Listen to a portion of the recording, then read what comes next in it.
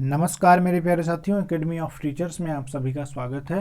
दोस्तों, इस वीडियो में मैं आप लोगों के लिए लेकर के आया हूं टीचिंग एप्टीट्यूड एमसीक्यूज अर्थात वस्तुनिष्ठ प्रश्न जो कि संबंधित हैं शिक्षण अभिरुचि से, और ये डिफरेंट सोर्सेज से कलेक्ट किए गए हैं और आपके कॉन्सेप्ट को डेवलप करने के लिए इम्पॉर्टेंट है।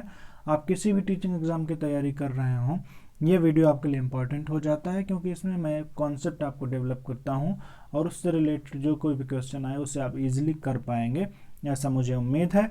तो इस वीडियो में आप लोगों को जो है मज़ा आएगा और अच्छा लगेगा वीडियो, ऐसा हम उम्मीद करते हैं। शुरू करते हैं वीडियो को। अगर वीडियो पसंद आएगा तो लाइक ज़रूर करिएगा और चैनल पर नए हैं तो सब्सक्राइब कर लीजिएगा। शुरू करते हैं। अध्यापक को अपनी जानकारी नवीनतम बनाने के लिए, मतलब टीचर को अपडेट रखने के, खुद में जो है इन्फॉर्मेशन में अपडेट रखने के लिए टीचर को क्या करना चाहिए। विकल्प हैं: दैनिक समाचार पत्रों को नियमित पढ़ना चाहिए, शैक्षिक गोष्ठियों में भाग लेना चाहिए, विषय से संबंधित नवीन साहित्य का अध्ययन करना चाहिए, और ये सभी।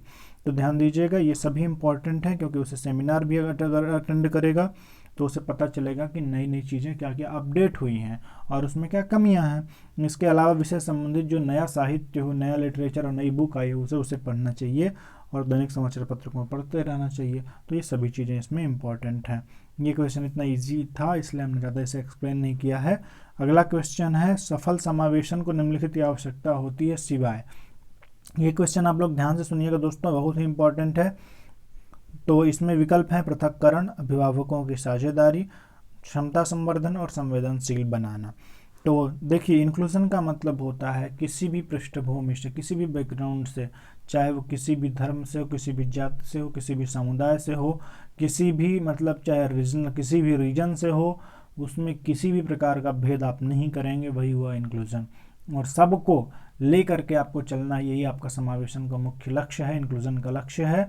तो इंक्लूजन में जो है पृथक्करण वाली बात नहीं आती है, सेपरेशन नहीं होता है, और बाकी सारी चीज़ें कि अभिभावकों का इन्वॉल्वमेंट हो वो इम्पॉर्टेंट है, उनकी कैपेसिटी एनहांसमेंट हो ये भी इम्पॉर्टेंट है, और संवेदनशील बनने की ज़रूरत ये है कि टीचर भी और जो स्टूडेंट हैं सभी इसके लिए सेंसिटिव हों। सेंसिटिव ये हो कि उनकी प्रॉब्लम्स को समझें, जो डिफरेंट रूप से जो है डिप्राइव्ड हैं या पिछड़े हुए हैं किसी भी तरह से, भाषा से, चाहे समुदाय से, चाहे किसी भी प्रकार से बिछड़े हैं, उनको जो है क्या करना है, उन्हें आगे बढ़ाना है, उनकी समस्याओं के प्रति जागरूक होना, ये हुआ सेंसिटिव होने का मतलब। तो इसलिए इस प्रकार से इसमें जो है पहला विकल्प सही होगा कि सेपरेशन जो है नॉट इम्पॉर्टेंट। आगे बढ़ते हैं। नीचे अच्छे शिक्षण की कुछ विशेषताएं दी हुई हैं, इनमें कौन सी गलत है।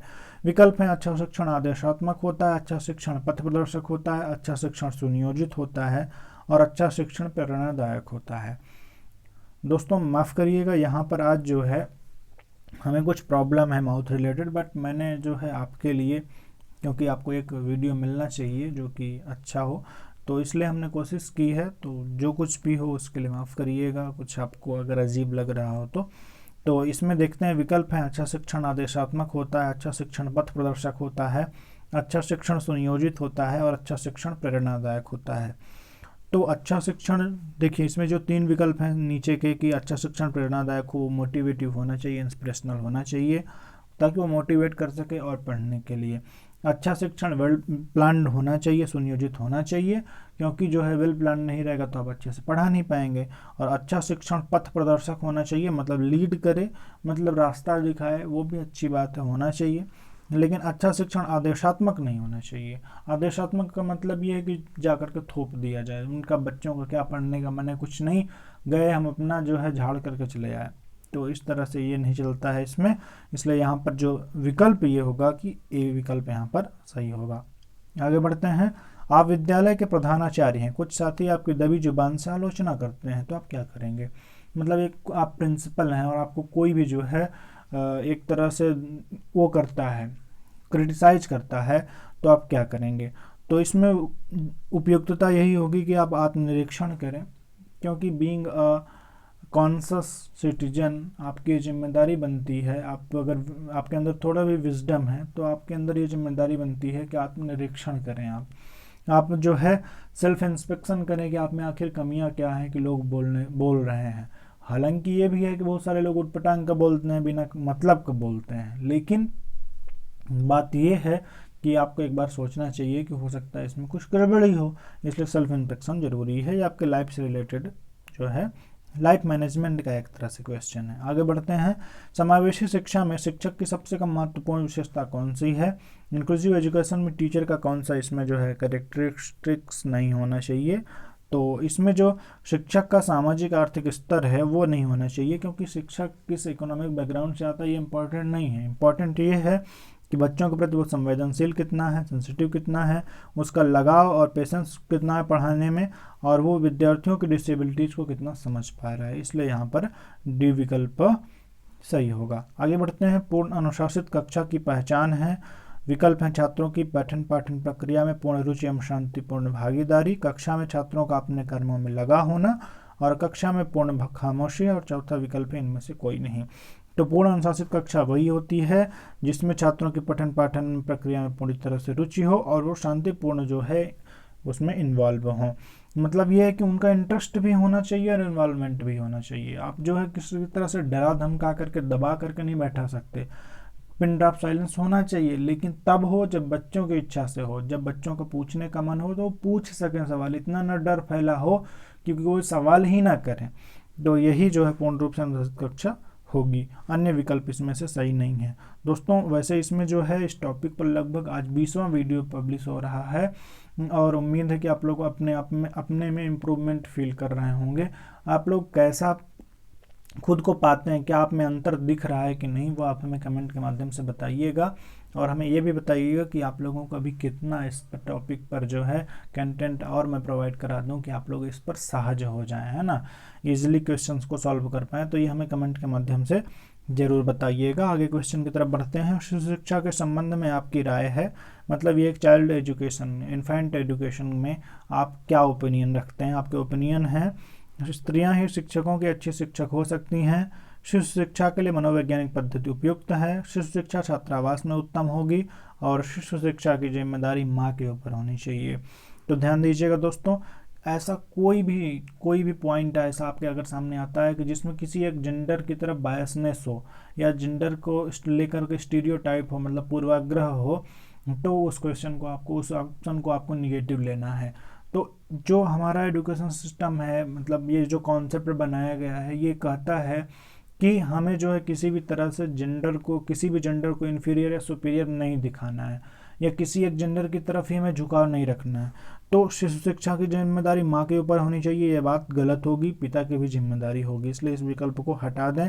शिशु शिक्षा छात्रावास में उत्तम होगी, इस विकल्प को हटाना चाहिए, क्योंकि जो छात्रावास में पढ़ाई होती है वो होती है किशोरों के लिए, किशोर वैसे ऊपर के लिए। क्योंकि किशोरों में जो होता है, एडोलसेंट जो होते हैं, उनको ज़रूरत होती है अपने पीयर ग्रुप में सीखने की, इसलिए उनको जो है हॉस्टल में डालना ठीक होता है। तो इसमें शिशु शिक्षा के लिए तो उत्तम नहीं होगा। शिशु शिक्षा के लिए मनोवैज्ञानिक पद्धति उपयुक्त होती है, मतलब साइकोलॉजिकल जो मेथड्स तैयार किए गए हैं, क्योंकि वो स्टेप वाइज होते हैं, अरेंज्ड होते हैं, और वो जो होते हैं साइंटिफिक होते हैं, एक तरह से कह सकते हैं। और इससे ये होता है ना कि जैसा मनोविज्ञान होता है बालक का, बच्चे का जो है जैसा मानसिक स्थिति होती है, मेंटल स्टेटस होता है, उसके अकॉर्डिंग जो है सिखाने का इसमें प्रावधान किया गया है। इसलिए जो है मनोवैज्ञानिक पद्धति उपयुक्त होगी। और स्त्रियां ही स्त्रियों की अच्छी शिक्षक हो सकती हैं, ये बात गलत है, क्योंकि सिर्फ स्त्रियां ही नहीं हो सकती हैं। ये सिर्फ स्त्रियों की तरफ लेके जा रहा है, पुरुष भी है पढ़ाते हैं, ऐसा कोई यह नहीं है कि सिर्फ स्त्रियां ही पढ़ाती हैं। इसलिए आपकी राय यहाँ पर बी होनी चाहिए कि शिशु शिक्षा के लिए मनोवैज्ञानिक पद्धति उपयुक्त है, बी विकल्प यहाँ पर सही होगा। आगे बढ़ते हैं। विद्यालय में अपना निश्चित स्थान बनाने के लिए शिक्षक को चाहिए कि, तो विद्यालय में अपना एक अच्छा सा उसका इंपॉर्टेंट प्लेस हो, तो ऐसे में टीचर को क्या करना चाहिए?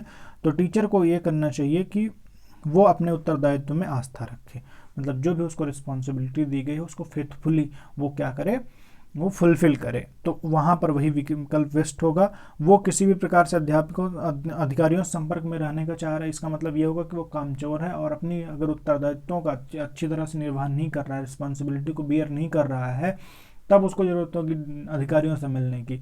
अदरवाइज वो अगर अपने उत्तरदायित्व में आगे है तो उसको ज़रूरत ही नहीं है किसी प्रकार से किसी कुछ सोर्स लगाने की या इधर से उधर से रिश्वत इत्यादि देने की, कोई ज़रूरत नहीं है। तो यहाँ पर जो है बी विकल्प यहाँ पर सही होगा। और अगला प्रश्न है, त्रिभाषा फार्मूला किसने दिया? इसमें जो ट्रांसलेशन आप लोगों के सामने है ये गलत है, इसको बोलते हैं थ्री लैंग्वेज फार्मूला। ठीक, 3 लैंग्वेज फार्मूला होता है, इसे कहते हैं, और इसे दिया था दोस्तों कोठारी आयोग ने। इसका भी ट्रांसलेशन गलत हो गया, इसको सीधे सीधे बोल सकते हैं KOTHARI, कोठारी। तो कोठारी कमीशन जो था 1964 में से जो है सेटअप किया गया था, और 1966 में जो है इसने अपनी रिपोर्ट सबमिट की थी। तो ये पूरे इंडियन एजुकेशन सिस्टम जो था उस समय का, उसको जो है रिव्यू करने का और उस पर संबंधित सुझाव देने का, इसके लिए इसको इस्टेब्लिश किया गया था। तो इसने 3 लैंग्वेज फार्मूला को दिया था। 3 लैंग्वेज फार्मूला के बारे में थोड़ा सा आप जान लीजिए। ये होता 3 लैंग्वेज फार्मूला में फर्स्ट जो लैंग्वेज होती है वो होती है रीजनल लैंग्वेज या मदर टंग, ठीक। और दूसरी जो भाषा होगी, जैसे हिंदी है तो उसके लिए इंग्लिश, लेकिन अगर इंग्लिश है फर्स्ट लैंग्वेज तो उसके लिए हिंदी, ये नियम था।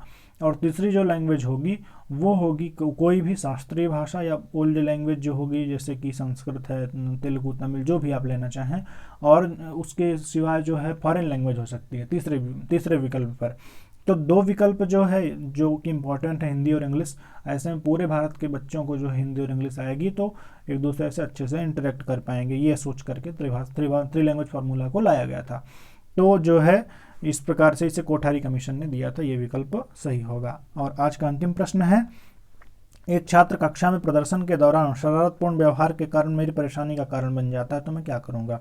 मतलब एक बच्चे का बिहेवियर जो है वो अच्छा नहीं है, वो हमारे लिए ट्रबल्स क्रिएट कर रहा है, तो आप क्या करेंगे, मतलब एक टीचर होने के नाते आप क्या करेंगे। तो ये उसमें विकल्प होगा कि छात्र को बुलाकर व्यक्तिगत रूप से समझाऊंगा। व्यक्तिगत रूप से समझाने का मतलब धमकी देना नहीं है, उससे मिलकर के उसकी प्रॉब्लम को समझने की कोशिश करेंगे। क्योंकि हमारा जो सिस्टम है इस समय का, NCF जो है वो ये कहता है कि बच्चे में कमी नहीं है, कमी आप में है। तो आपको अपने कमी जानने के लिए उससे बात करना होगा कि भाई तुमको समझ में नहीं आता या क्या प्रॉब्लम है। हो सकता है बच्चे में कुछ प्रॉब्लम हो, तो आप दोनों लोग आपस में बैठ करके बात करें, उससे समझाएं कि बेटा हल्ला नहीं करते ऐसे, और जो है ना समझ में आया तो पूछो। ऐसे जो है आप उससे व्यक्तिगत रूप से मिल लें। क्लास में आप उसे डांट फटकार मार पीट नहीं सकते हैं, इसलिए बी विकल्प यहाँ पर सही होगा।